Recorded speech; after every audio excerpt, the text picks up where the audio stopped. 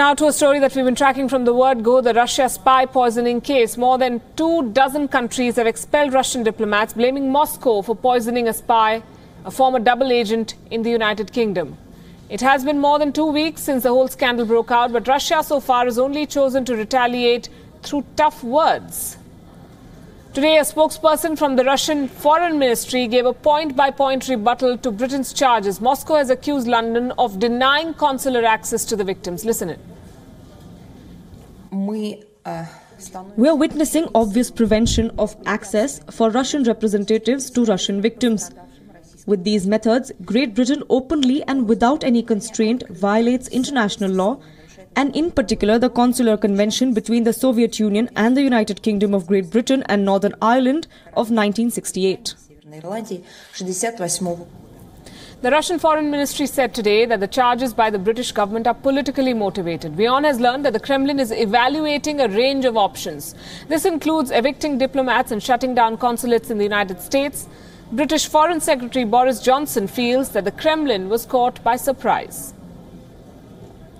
And I hope you agree with me that I think the Kremlin underestimated the strength of global feeling.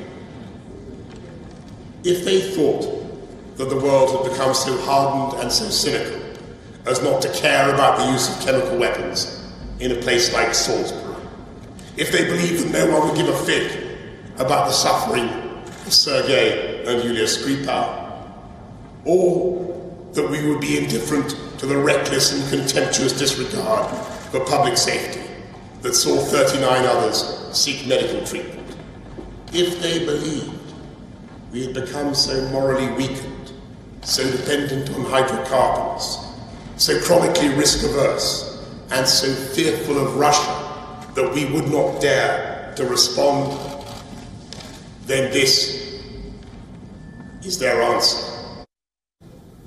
Alongside its mainstream media, Russia is also using social media, more specifically Twitter, to counter the British government.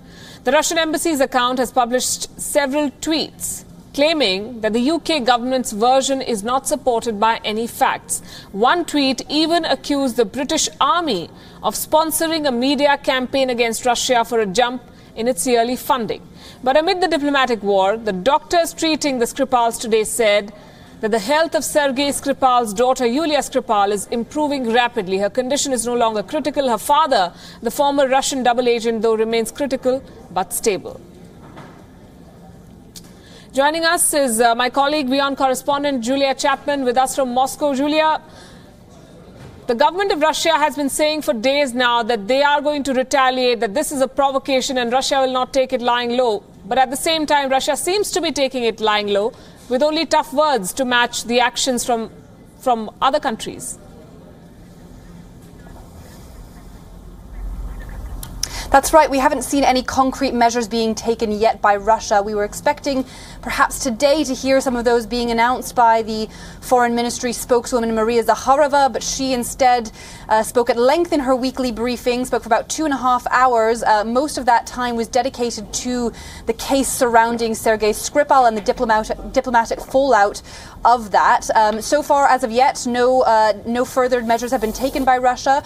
We are expecting probably some tit-for-tat measures, which is what they have warned. So perhaps some diplomats being expelled from Moscow, or perhaps the closure of one of America's consulates in Russia. There was a poll that the Russian embassy in the US put on Twitter yesterday, asking its followers to vote on which American consulate should be closed in Russia. So that may be one of the next steps they're taking. But as of yet, no action has been taken.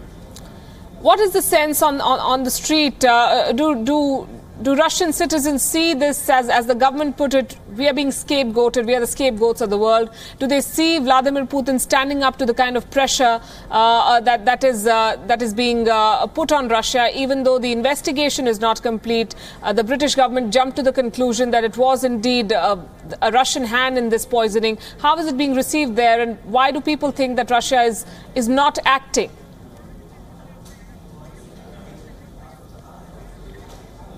That's definitely right. They do certainly see a sense that Britain jumped to conclusions with their investigation. Britain says that it has carried out its own tests on the nerve agent that was used in the poisoning of the double agent, the Russian double agent, and his daughter Yulia.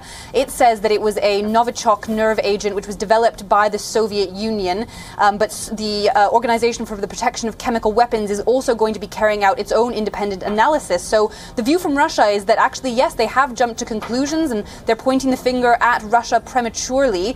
Maria Zakharova definitely alluded to that today. She said that the UK was putting pressure on its allies around the world and that the US was helping it to do so. And that's why many of these smaller countries have come out to expel Russian diplomats as well. But certainly the word on the street is that people are feeling that Russia is being blamed unfairly and that it's part of a disinformation campaign against Russia, a Russophobic move, as they call it. Julia Chapman, thanks very much for joining us here on Gravitas and bringing us up to speed with how Russia views these developments. As the world turns against him, Vladimir Putin may be facing one of the toughest challenges of his presidency, but he's not completely isolated. While the Western world has chosen to back the United Kingdom